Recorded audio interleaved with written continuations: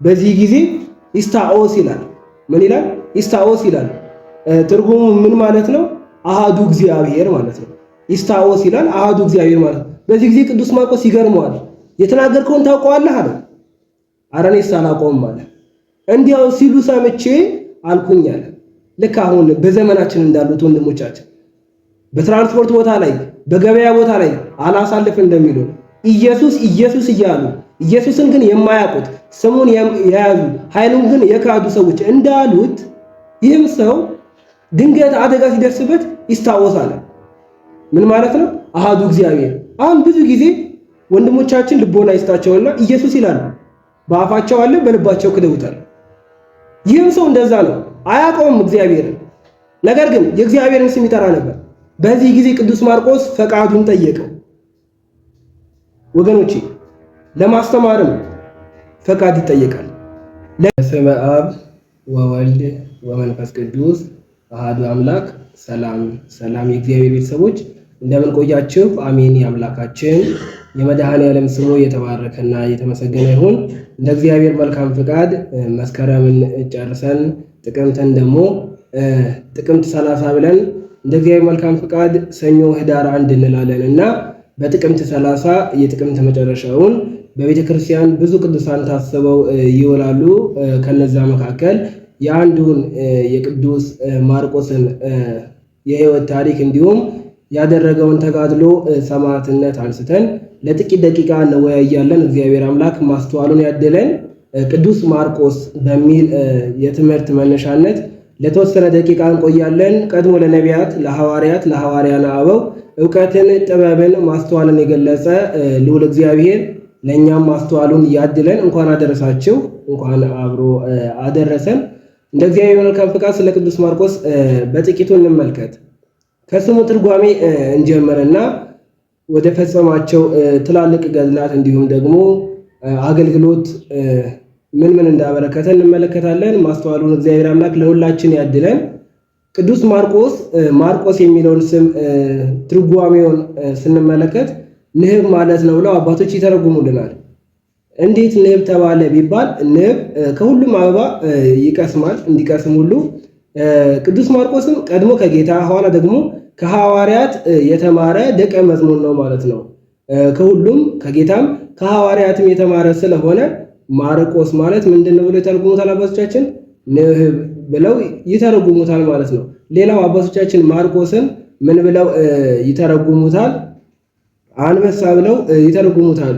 ያው ሁላችንም እንደምናውቀው አራቱ ወንጌላውያን የሚባሉት ቅዱስ ማቴዎስ፣ ቅዱስ ማርቆስ፣ ቅዱስ ሉቃስ እና ቅዱስ ዮሐንስ ሁሉም የሚመሰሉባቸው ነገሮች አሉና ከአራቱ አንዱ ቅዱስ ማርቆስ በአንበሳ ይመሰላል እና ይህንን አባቶቻችን ሲያስረዱን አንበሳ ለላም ጌታው እንደሆነ እንዲሁ ሁሉ ቅዱስ ማርቆስም ለአገልግሎት ግብጽ በሄደበት ሰዓት ላይ አምልኮተ ጣዖት የላምን ምስል አቁመው የሚሰግዱ ሰዎች በዝተው ነበርና ያንን አጥፍቶ ከአምልኮተ ጣዖት ወደ አምልኮተ እግዚአብሔር እንዲመለሱ ስላደረገ አባቶቻችን ማርቆስ የሚለውን የስሙን ትርጉም አንበሳ ብለው ወስደውታል ማለት ነው።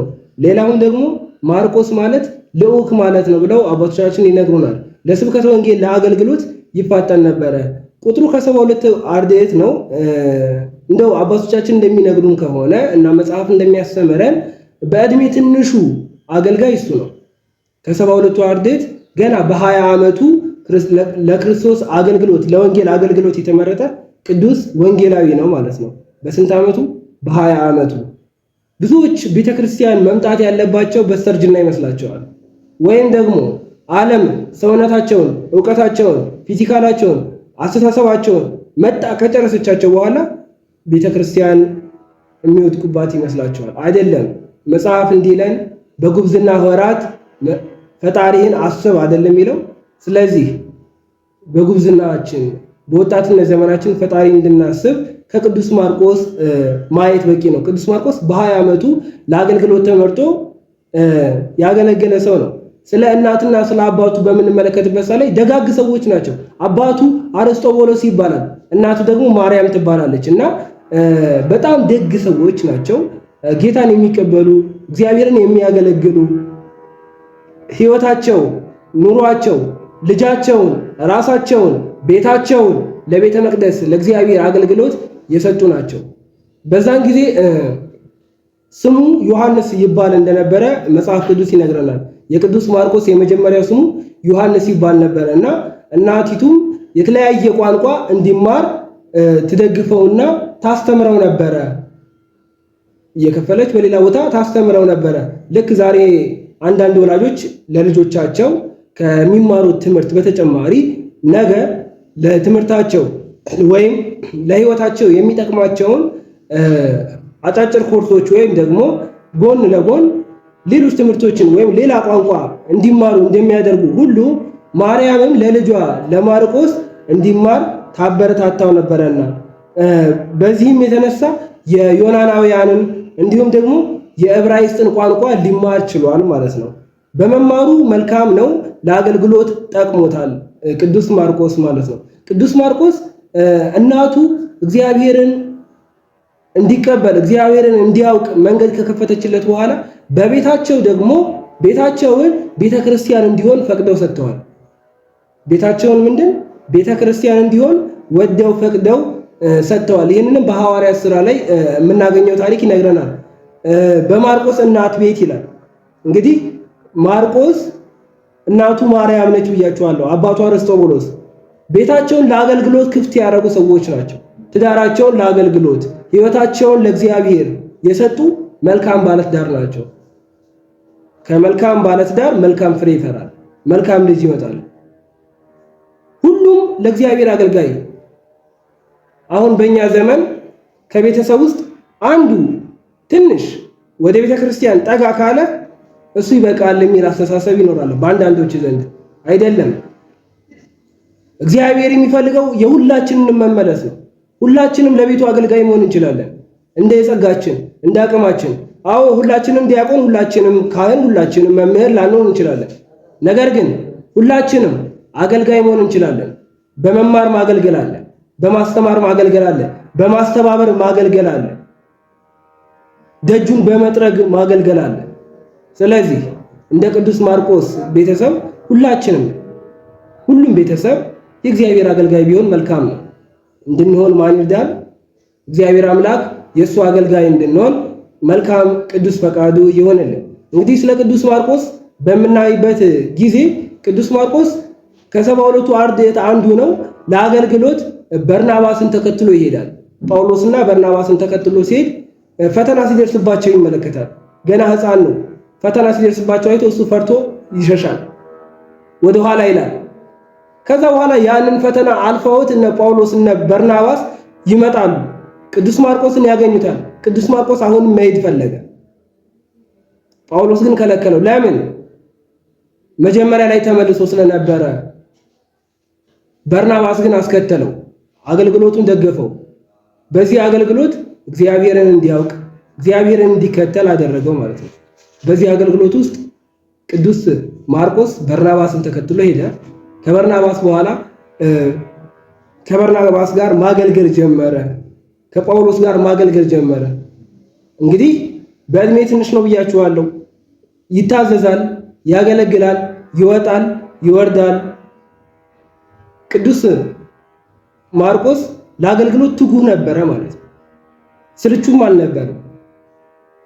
ልክ እንደሌሎቹ ቅዱሳን አባቶቻችን ቅዱስ ማርቆስ ለአገልግሎት በርናባስን እየተከተለው እያገለገለ ሳለ በርናባስ ያርፋል። በርናባስ ይሞታል ማለት ነው። ያርፋል ነው የሚባለው ለቅዱሳንና ቅዱስ በርናባስ ባረፈ ጊዜ ላይ ከማን ደቀ መዝሙር ይሆናል? የቅዱስ ጴጥሮስ ደቀ መዝሙር ሆኖ ያገለግል ጀመረ። ወደ ሮም ሄዶ የቅዱስ ጴጥሮስ ረድ ሆኖ ያገለግል ጀመረ። ከዛ በኋላ በአባቶች መልካም ፍቃድ በእግዚአብሔር ፈቃድ በአባቶች ረዳትነት ወደ እስክንድሪያ ወደ ግብጽ ዛሬ ግብጽ ወደ ምንላት ሀገር ለአገልግሎት ይመጣል። ለአገልግሎት በሚመጣበት ሰዓት ላይ እንግዲህ እዚህ ጋር አንድ የምናየው ድንቅ የእግዚአብሔርን ማስተማሪያ መንገድ እንመለከታለን። ጫማው ይበጠስበታል። ጫማው በሚበጠስበት ሰዓት ላይ ገና የሀገሪቱ መግቢያ ላይ ጫማው ይበጠስበታል። ጫማውን ለማሰፋት ወደ አንድ ሰው ዘንድ ይሄዳል። ይህም ሰው አናንዮስ ይባላል እና አናንያኖስ ይባላል። እሱ ጋር ጫማውን እያሰፋ ሳለ ይህ ጫማ ሰፊ እጁን ይወጋዋል። በዚህ ጊዜ ኢስታኦስ ይላል። ምን ይላል? ኢስታኦስ ይላል። ትርጉሙ ምን ማለት ነው? አሃዱ እግዚአብሔር ማለት ነው። ኢስታኦስ ይላል አሃዱ እግዚአብሔር ማለት ነው። በዚህ ጊዜ ቅዱስ ማርቆስ ይገርመዋል። የተናገርከውን ታውቀዋለህ አለ። ኧረ እኔስ አላውቀውም አለ። እንዲያው ሲሉ ሰምቼ አልኩኝ አለ። ልክ አሁን በዘመናችን እንዳሉት ወንድሞቻችን በትራንስፖርት ቦታ ላይ በገበያ ቦታ ላይ አላሳልፍ እንደሚሉ ኢየሱስ ኢየሱስ እያሉ ኢየሱስን ግን የማያውቁት ስሙን የያዙ ኃይሉን ግን የካዱ ሰዎች እንዳሉት ይህም ሰው ድንገት አደጋ ሲደርስበት ይስታወሳል።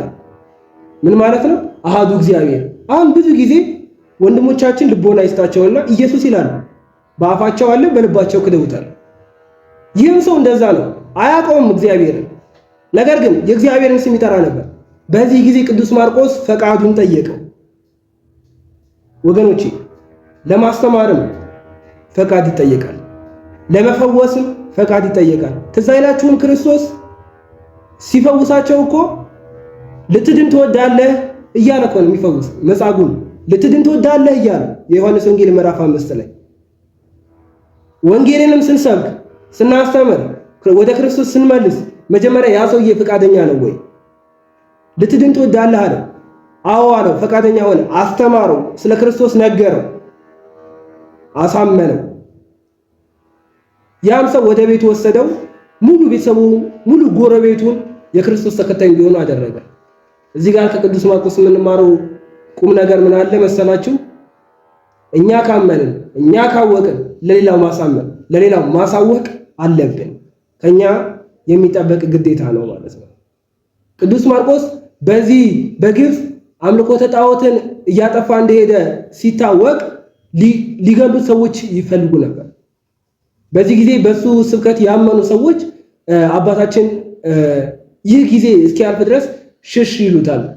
በዚህ ጊዜ በስብከቱ ያመነውን ያን ጫማ ሰፊውን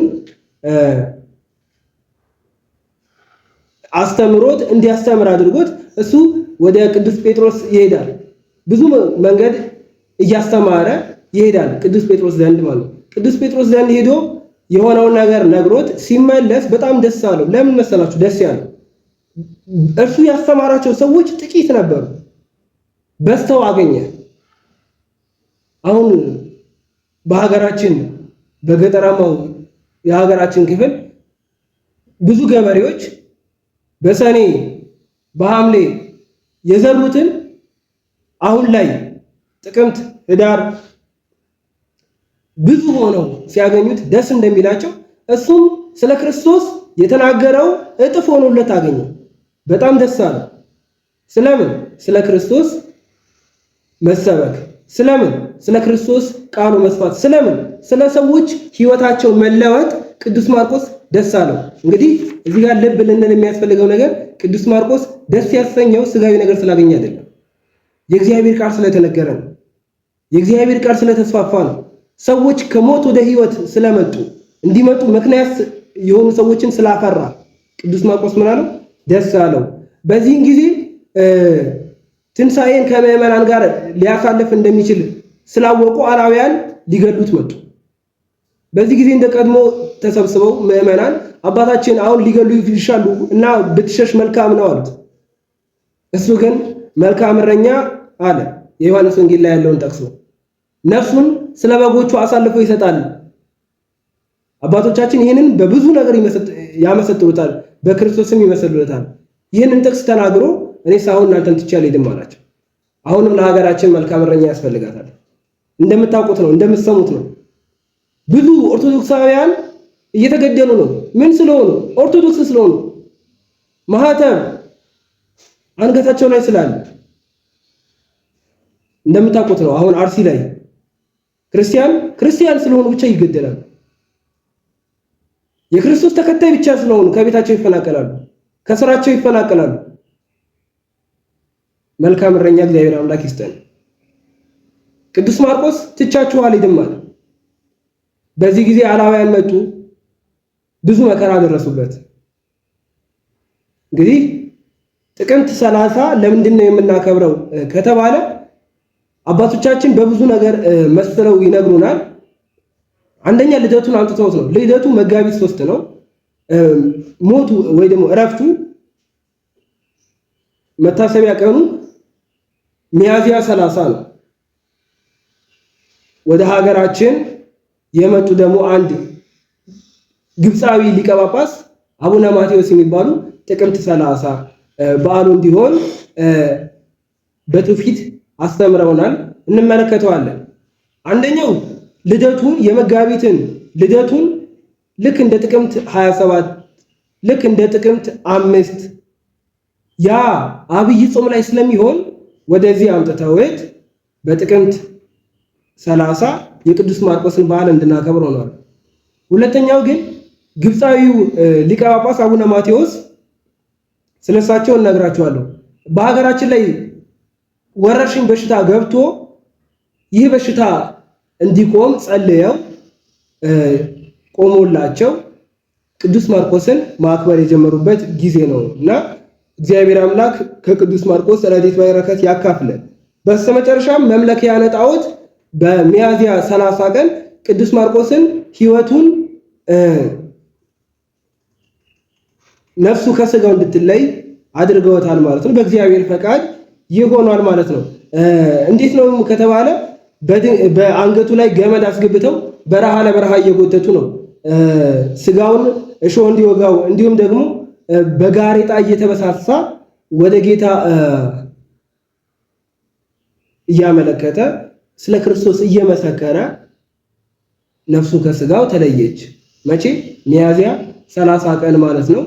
ቅዱስ ማርቆስ ከ72ቱ አርድእት አንዱ ነው። ከአራቱ ወንጌላውያንም አንዱ ነው ማለት ነው። ሌላው ስለ ቅዱስ ማርቆስ ይህን ያልን ካለን የቅዱስ ማርቆስ ቤተክርስቲያን ብዙ አሉ፣ ግን በጥቂቱ አንድ ሶስቱን ለመናገር ያክል የመጀመሪያው በመናገሻ መንበረ መንግስት ቅዱስ ማርቆስ የሚባል ቤተክርስቲያን አለ። ከአዲስ አበባ በ24 ኪሎ ሜትር ርቀት ውስጥ ያለ መንበረ መንግስት መናገሻ የሚባል ገዳም አለ፣ ቦታ አለ ማለት ነው። ይህንንም ታሪክ በምንመለከትበት ሰዓት ላይ ይህ ቦታ በእግዚአብሔር መልካም ፍቃድ በንጉስ በአፄ ሚኒሊክና ከግብፅ በመጡት በአቡነ ማቴዎስ መልካም ፍቃድ የተተከለ ቤተክርስቲያን ነው ማለት ነው።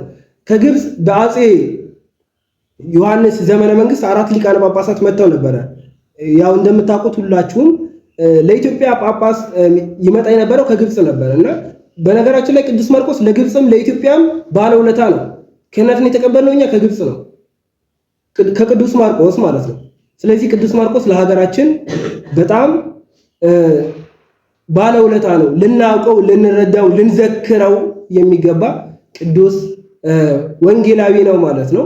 ቅዱስ ማርቆስ ጽላቱ ወደዚህ ከመምጣቱ በፊት በአፄ ዮሐንስ ዘመነ መንግስት 4 ያህል ምን ነበሩ ሊቃነ ጳጳሳት መጥተው ነበረ። እነሱም አቡነ ማርቆስ ይባላሉ። እኚህ በጎጃም ጳጳስ ሆነው የእግዚአብሔርን ቃል እያስተማሩ ነበሩ። ሌላው አቡነ ሉቃስ የሚባሉ ነበሩ። እኚህ ደግሞ በወሎ ሀገረ ስብከት እያስተማሩ የነበሩ ሊቀ ጳጳስ ናቸው። ሌላው አቡነ ጴጥሮስ የሚባሉ ነበሩ። እኚህ ደግሞ በሰሜን በትግራይ የሚያገለግሉ አባት ነበሩ። አራተኛው አቡነ ማቴዎስ ይባላሉ። እኚህ ደግሞ በሸዋ ከግብፅ ወደ ኢትዮጵያ መጥተው በሸዋ ሀገረ ስብከት የእግዚአብሔርን ቃል እያስተማሩ እያስፋፉ ያሉ አባት ናቸው። እናም ከግብፅ ሲመጡ 2 የቅዱስ ማርቆስን ጽላት ይዘው መጥተዋል። የመጀመሪያውን በሰላ ድንጋይ በሚባለው ቦታ ላይ የቅዱስ ማርቆስን ቤተክርስቲያን አሰርተው በዛ ቦታ ላይ አድርገውታል ማለት ነው። የሁለተኛውን ደግሞ ቅድም ባየነው በመናገሻ መንበረ መንግስት ቅዱስ ማርቆስ ቤተክርስቲያን የእግዚአብሔርን መልካም ፍቃድ ከሱ ትንሽ 3 ኪሎ ሜትር ርቆ ላፋ ጊዮርጊስ ይባላል። እዛ ሄደው እግዚአብሔርን ፈቃድ ጠይቀው አሁን ቤተክርስቲያን የተሰራበት ቦታ በቀስተ ደመና እግዚአብሔር አመልክቷቸው አሁን መንበረ መንግስት ቅዱስ ማርቆስ ቤተክርስቲያን ተሰርቷል ማለት ነው። በአፄ ሚኒሊክና በአፄ ማቴዎስ በአቡነ ማቴዎስ መልካም ፈቃድ በእግዚአብሔር መልካም ፈቃድ በእነሱ ረዳትነትና አጋዥነት ይህን ቤተክርስቲያን ሰርተውታል። በነገራችን ላይ ይህ ቦታ አሁን ላይ ብዙዎቻችን አናውቀው። ከብዙዎቻችን የተደበቀ ቦታ ነው። አሁን ብዙዎቻችን መንበረ ፓትርያርክ የት ነው ቢንባል ቅድስተ ቅዱሳን ማርያም ነው የምንለው 5 ኪሎ። አዎ፣ ነገር ግን ከዛ በፊት መንበረ ጵጵስና የነበረው ቦታ አሁን እያልኳችሁ ያለው ቦታ ነው። መናገሻ መንበረ መንግስት ቅዱስ ማርቆስ ቤተክርስቲያን እኚህ ግብፃዊው ሊቀ ጳጳስ አቡነ ማቴዎስ ለ45 ዓመታት ያክል አገልግለዋል። እዛው ነበር የሚያልፉት። ከአገልግሎት ሲመለሱ እዛው ደብር ላይ ከ600 በላይ አገልጋይ እንደነበሩ አባቶቻችን ይናገራሉ። የአብነት ትምህርትም ነበረ። አሁን ከአጼ ኃይለ ሥላሴ በኋላ ከደርግ ጊዜ ጀምሮ መሬት ላራሹ እየተባለ በተለያየ ምክንያት አሁን ላይ ቤተክርስቲያኒቷን የሚረዳ ምንም አካል የለም፣ ማለት ገቢ የላትም ነው። ነገር ግን ከዛ በፊት ደጅ የማይጠናባት ሰው አልነበረም። አሁን እንኳን ወፍ እንኳን ዝር አይልበትም። በፊት ግን ደጅ የማይጠናባት ባላባት ሊቅ አልነበረም። ሁሉም እዛ ይሰለፍ ነበር ለመማር፣ ሊቀ ጳጳሱን ለማግኘት፣ ለማገልገል። አገልግሎቱም ልዩ እንደነበሩ አሁን ላይ በሕይወት ያሉ ትላልቅ አባቶቻችን ሕያው ምስክር ናቸው። የቻልን ሰዎች ጥቅምት 30 ሄደን ብናነግስ ከእግዚአብሔር በረከት ረድኤት እናገኛለን ማለት ነው። እዚሁ ደግሞ አዲስ አበባ ያለን ሰዎች ደግሞ አዲስ አበባ 6 ኪሎ ቅዱስ ማርቆስ ቤተክርስቲያን አለ፣ 3ኛው ማለት ነው። ሌሎችም አሉ።